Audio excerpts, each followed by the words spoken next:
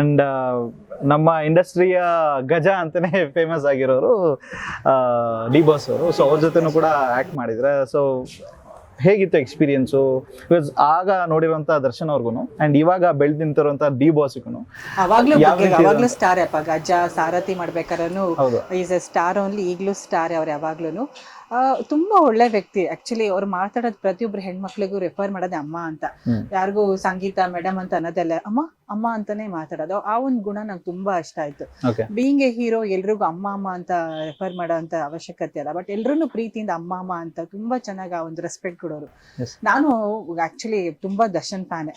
So ಯಾವಾಗ್ಲೂ cinema ನನ್ ಗಂಡನು ದರ್ಶನ್ ಫ್ಯಾನ್. ಇಷ್ಟ. ಇನ್ ಸ್ಮಾರ್ಟ್ ಇದಲ್ವಾ, ಇವಾಗ್ಲೂ ಸ್ಮಾರ್ಟ್ ಆಗಿ ಫುಲ್ ಮಾಸ್ ಆಗಿ ಒಂದು ಸ್ಟೈಲಿಶ್ ಹೀರೋ ತರ.